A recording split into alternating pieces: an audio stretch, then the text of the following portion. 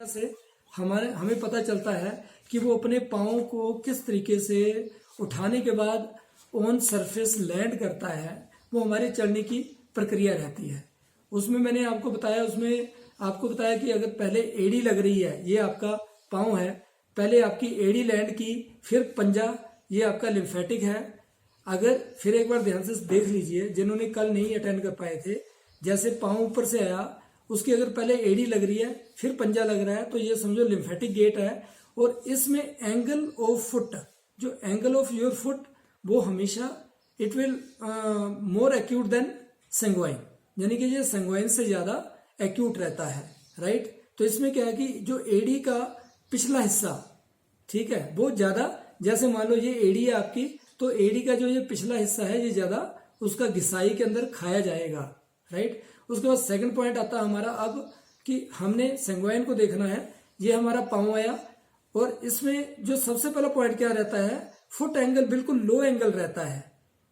जो sanguine, in gait of sanguine you can see the foot angle will very low, and first of all on surface the plantar part of the foot will land first. जो land होता है संगवाइन के अंदर, वो सबसे पहले किसका होता है, हमारे जो आगे प्लेंटर सरफेस है वो लैंड करेगा, फिर एड़ी लगेगी, पहले हमारा पंजा फिर एड़ी। ये हमारी संगवाइन की जो सी वो गेट रहती है। इसके अंदर क्या हुआ मैंने बताया, ये मान लो हमारा ये प्लेंटर सरफेस है हमारे फुट का, और इसका ये सारा हिस्सा बराबर से खाया जाएगा। और ऐसे मैंने बोला लिम्फेटिक के अंदर ये सारा हिस्सा एड़ी का बराबर से खाया जाएगा। अब नेक्स्ट बारी आती है हमारी मिक्स के लिए। मैंने बोला था कि अगर एक तरफ की एड़ी खाई जा रही है, चाहे वो बाहर की है चाहे वो अंदर की है, ये अंदर वाली एड़ी है मान लो, ये बाहर वाली, एक दोनों में से एक एड़ी ज्यादा खाई जा रही है, पंजा इतना ज्यादा नहीं खाया जा रहा है, तो समझिए उसकी डोमिनेंसी किसकी आई,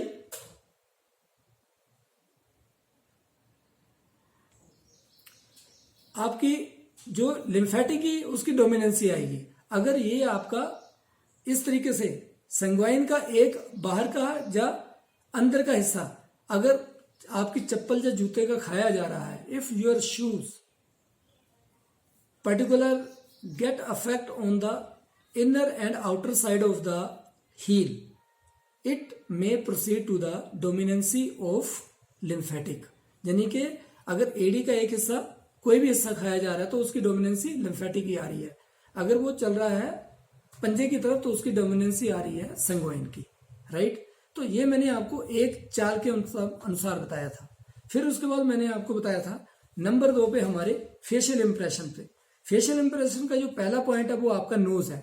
नोज में मैंने बोला कि यहाँ फोरहेड के बाद आपका नोज स्टार्ट हुआ, और इसमें एक डेप्थ रहती है। डेप्थ के बाद अगर ब्रिज आ रहा बीच में, छोटा सा ब्रिज, उसके बाद नोज आगे से डायवर्टिकुलाइज, अगर ब्रिज आ रहा है आपका, तो इसका मतलब क्या हुआ कि वो लिम्फेटिक की, और आगे डायवर्टिकुलाइज नोज है, तो आपकी लिम्फेटिक की उसकी इंडिकेशन आ रही है। अगर यही जो आपका नोज नॉन ब्रिज है, यानी कि डेप्थ आ रही है, और उसके बाद सीधा आकर के आगे आपका नाक चोंचनुमा, यानी कि very tipped point of your nose अगर सामने आ रहा है, तो ये जो सा वो आपका प्योर संगवाइन टेम्परामेंट की तरफ को जा रहा है। अगर थर्ड में मान लीजिए आपका नोज एक ब्रिज्ड है, ब्रिज नोज है, मगर आगे आकर के नोज आपका टिप्ड बन रहा है, चोंच बन रही है आपके नाक की, डायवर्टिकुलाइज नहीं है, तो मान करके चलो आपका लिम्फेटिक डोमिनेंसी आ रही है। अगर आपका नोज ऊपर से नॉन ब्रिज्ड है, यानी कि बीच में आपके कोई भी ब्रिज नहीं आ रहा है, सीधा आकर के, मगर आगे नोज आपका जो है वो डायवर्टिकुलाइज है, तो मान करके चलो अगर आपका जो बेस ऑफ नोज है, यहीं से आपको उसकी डोमिनेंसी का क्लियर पता चल जाता है। इसका सेकंड पॉइंट आया आपका, मैंने चीक्स का बताया था। जो चीक्स आपके हैं, अगर आगे आपके आईब्रो से आगे निकल रहे हैं हंसते वक्त, तो वो मानो संगवाइन का है, अगर पीछे ही रह रहे हैं तो लिम्फेटिक का है, राइट। तो जो मिक्स टेम्परामेंट है, उसके चीक्स अगर डोमिनेंसी आपको संगवाइन की मिल रही है, तो उसके चीक्स थोड़े से उभार में बाहर आएंगे। अगर लिम्फेटिक की डोमिनेंसी बन रही है, तो चीक्स आपके अंदर ही रहेंगे। थर्ड पॉइंट आता आईज कलर। आइज कलर में मैंने बोला था कि लिम्फेटिक में ब्राउन टू ब्लैकिश, संग्वाइन में ब्राउन टू कैटिश, और मिक्स के अंदर ब्राउन टू डीप ब्राउनिश, ये संग्वाइन डोमिनेंसी के अंदर। जब कैटिश आइज जो डोमिनेंसी होगी वो संग्वाइन की होगी। अगर आपकी आइज का कलर ब्राउन से ब्लैकिश की तरफ को जा रहा है तो वो प्योर लिम्फेटिक की तरफ को इंडिकेट आपका कर रहा है। इसी तरीके से मैंने हेयर्स का बताया था, अगर आपके ब्राउन हेयर टू ब्लैक की तरफ को जा रहे हैं तो लिम्फेटिक, अगर brown hair to golden hair की तरफ को जा रहे हैं तो वो आपका संग्वाइन। और दोनों ही डोमिनेंसी इसी के अनुसार आपको चेक आपकी होंगी। तो ये था इसका सेकंड जो हमारा फेशियल इंप्रेशन का। 3 नंबर पे मैंने बोला था खान पान। खान पान के अंदर मैंने बोला कि जो हमारे लिम्फेटिक टेम्परामेंटल पर्सन्स रहते हैं उनको मसाले कम तेज, और वो वेजिटेरियन लगभग 99% तक, 90 to 99% तक वो वेजिटेरियन आपको देखने को मिलेंगे। और संग्वाइन में वहीं आपका क्या होगा, वो नॉन वेज को ज्यादा लाइक करेंगे, और उनका जो मसाले वगैरह लेने का जो इंटेक्स ऑफ स्पाइसेस है वो थोड़ा तेज होता है, जो आपका संग्वाइन टेम्परामेंट के अंदर देखने को मिलेगा। दूसरे नंबर के ऊपर ये आ गया आपकी खान पान के साथ जुड़ी हुई बारीकियां।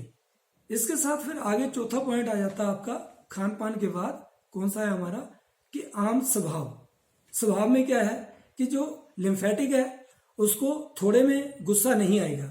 एंगर पॉइंट सबसे पहला उससे अगर आप कंसल्ट करोगे उसको गुस्सा बहुत जल्दी नहीं आएगा, मगर अगर वो गुस्सा जब आएगा तो इतनी जल्दी शांत नहीं होगा। ये इसकी फर्स्ट मतलब की प्रॉपर्टी रहेगी। संग्वाइन में गुस्सा बहुत जल्दी आएगा, एकदम से तेज वाला गुस्सा आएगा, और जितनी जल्दी वो तेज वाला गुस्सा आएगा उतनी जल्दी वो ठंडा भी हो जाएगा।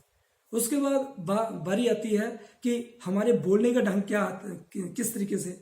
जो लिम्फेटिक टेम्परामेंट है वो अच्छे तरीके से सुनता भी है और अच्छे तरीके से सुनाता भी है। बड़ा समझा करके वो आपको सुनाएगा और बड़े इत्मीनान से उस बात को सुनेगा, बीच में इंटरप्ट नहीं करेगा। अगर उसको कोई चीज जाननी भी है तो वो क्या करेगा, आपकी बात के खत्म होने का इंतजार करेगा, फिर आपको इंटरप्ट करेगा।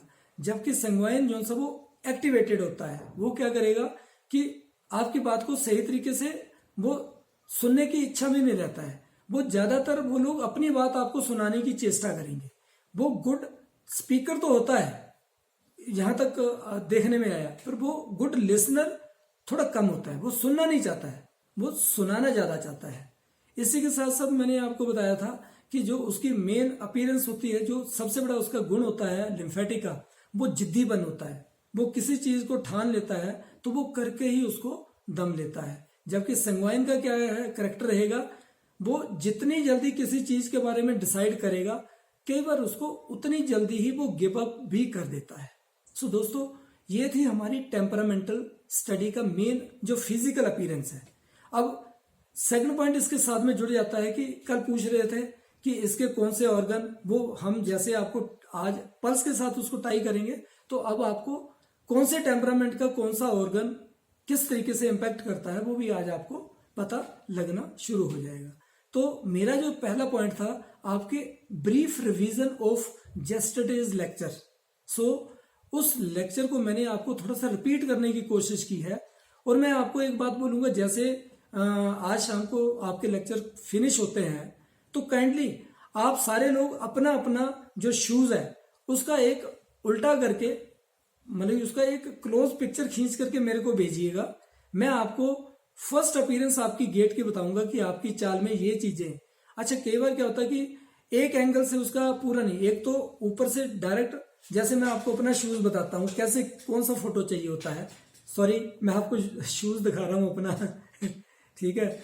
अब देखिए, अगर इसको आप क्लोज करके देखेंगे तो मेरी एडी देखो, मेरी एडी देखो कैसे, ये मेरा पुराना शूज है। इसी करके आज मैं पुराने वाला शूज पहन करके आया ताकि आपको मैं कुछ बात बताऊं। इसकी घिसाई अगर आप देखेंगे इस तरीके से करके देखिए तो आपको देखने में नजर आएगा कि ये लगभग बराबर ही घिस रही है, ये है ना, बराबर से घिसा हुआ है। अगर मैं इसके आगे फ्रंट में जाऊं, अब आपके ये जो इसका प्लेंटर सरफेस है, ये शूज मेरा कम से कम 3 साल पुराना शूज है, राइट। अब इसमें आप देखेंगे, अगर इसको मैं आगे से घिसाई की बात करूं तो ये जो इसकी घिसाई है, जो इसकी वेब्स है, ये अभी भी आपको फ्रेश देखने को मिल रही हैं। देखिए ये इसकी वेब्स, वेब्स मैं किसको बोल रहा हूं, ये इसकी वेब्स है, ये इसकी वेब्स है, ये वेब्स, ठीक है, ये इसकी क्लियर है। पर आप देखिए पीछे एडी की वेब्स ये देखने को मिल रही है ना, मगर आगे इसकी पूरी लास्ट वाली वेब्स सारी खत्म हो गई है इसकी, राइट। तो इसका मतलब क्या हुआ कि मेरी एडी की साइज ज्यादा हुई है और बराबर से हुई है, तो ये प्योर लिम्फेटिक की। इसी तरीके से आपको अपने शूज का एक तो इस तरीके से एक पॉइंट, एक फोटो आपको इस तरीके से डालना है और एक फोटो आपको उसके 3 एंगल से फोटो डालना है। अगर आप ये डालेंगे तो मैं आपको बताने में कामयाब होऊंगा कि आपका जो सा वो इसका जो गेट का अपीयरेंस है वो किस टेम्परामेंट के साथ टैली कर रहा है, राइट सर। तो ये बात थी हमारी टेम्परामेंट को स्टडी करने का, जो कल हमने आपको बताया था, वो ब्रीफिंग मैंने आपको करने की कोशिश की है। अब हम अपने आज के लेक्चर की तरफ बढ़ते हैं। दोस्तों आज मैं आपको इस पॉइंट पे अगले 5 मिनट में आपको इंट्रोडक्शन देने वाला हूं पल्स स्टडी की। पल्स डायग्नोसिस मैंने लिखा था कि second part of diagnosis. First part diagnosis किसको मैंने बोला, टेम्परामेंटल स्टडी, और दूसरा मैंने क्या बोला, पल्स स्टडी। पल्स जैसा कि आप जानते हैं नाड़ी विज्ञान, नाड़ी विज्ञान मीन्स ये कोई नया सब्जेक्ट नहीं है, ये हमारे एंशियंट, जितना हमारा खास करके अगर मैं पूरे यूनिवर्स के मेडिकल सिस्टम्स की एवोल्यूशन करूं, उसकी जो एवोल्यूशन का पार्ट देखूं, how evolve all medical systems, वो पैदा कैसे हुए, तो मैं आपको बताऊं, मेरा मानना है अपना कि जब से इस यूनिवर्स मीन्स इस अर्थ पे, अर्थ प्लेनेट के ऊपर इंसान आया है, अभी जो लेटेस्ट उसकी हिस्ट्री मिलती है, ऐसे तो बहुत हिस्ट्री बहुत लंबी है कि पता नहीं कितने साल से ये जो है वो कितने हजारों साल से ये अर्थ प्लेनेट इस यूनिवर्स के अंदर है। बट जो हमारी इस ह्यूमन बीइंग की, जो आज का इंसान है, उसकी जो हिस्ट्री मिलती है वो हमारी मिलती है 5000 साल। हेलो,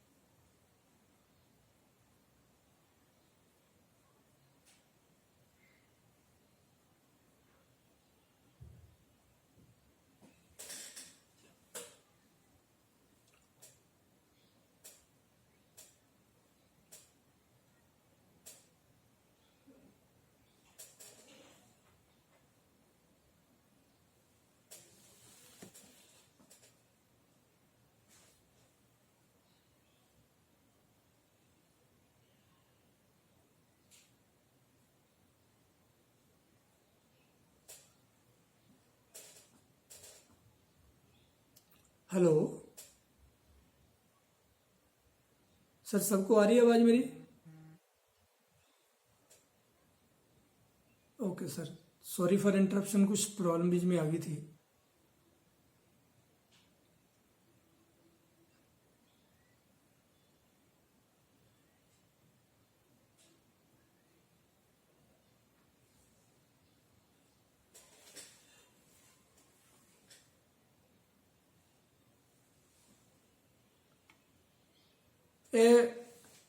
काइंडली बच्चों वाला फोन फिर दोबारा से अपना स्विच ऑफ करें सर, अपना साउंड म्यूट कर दें।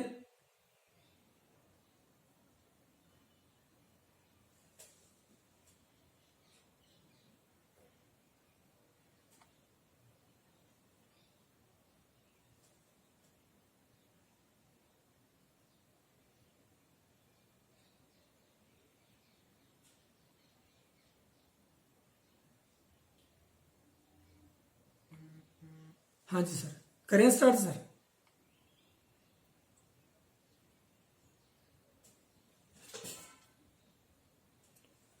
तो मैं कह रहा था कि जो ये हमारा एवोल्यूशन ऑफ ह्यूमन बीइंग अभी जो हमारी जनरेशन चल रही है, इसका बताया जाता है कि 5000 साल ईसा पूर्व, यानी कि लगभग 2000 अभी हमारे सन ये हो चुके हैं, और इससे 5000 साल पहले, लगभग 7000 साल पहले की ये हमारी विशेष बताई जाती है कि ये ह्यूमन बीइंग लगभग जो ये अभी हम देख रहे हैं, ये 7000 साल से इस दुनिया में, इस जमीन पे है।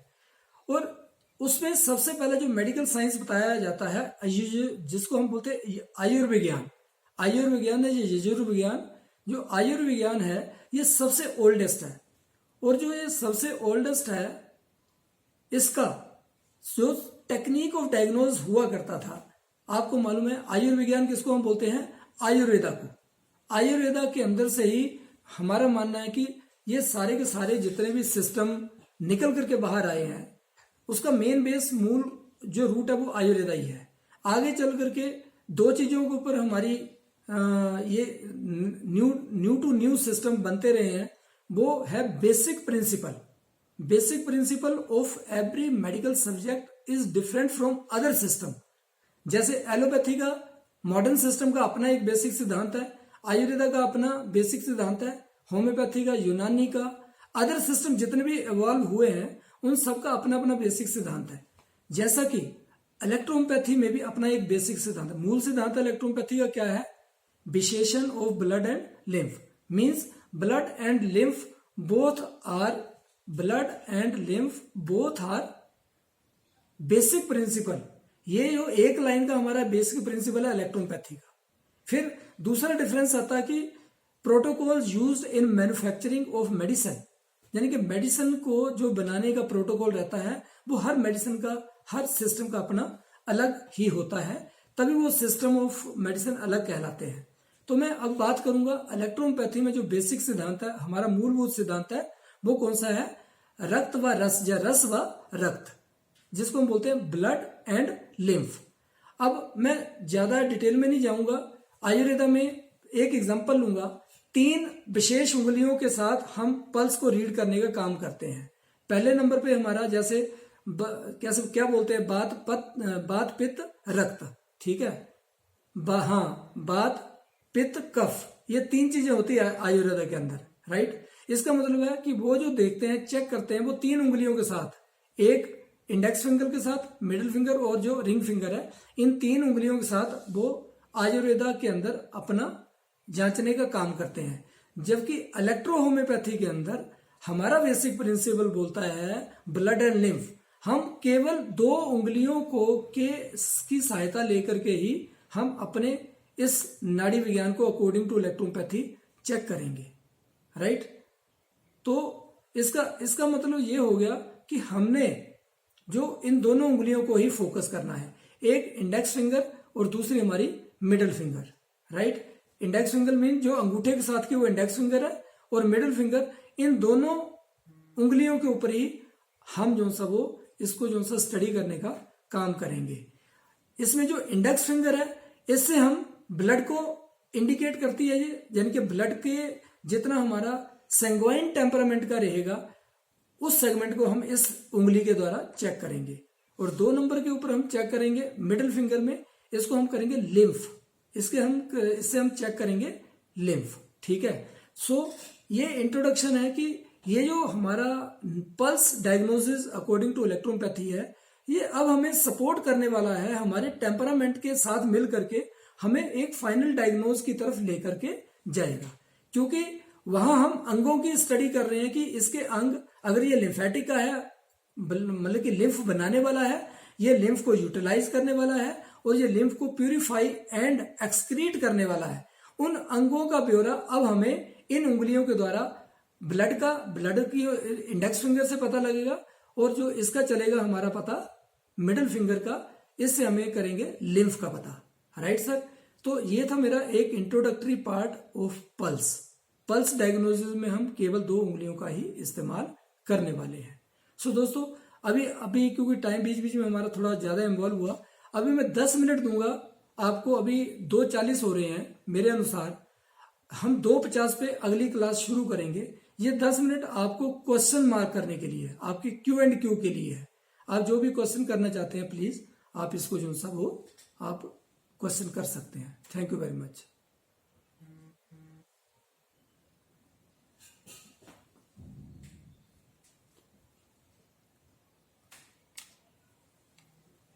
सन बंद करो बेटा।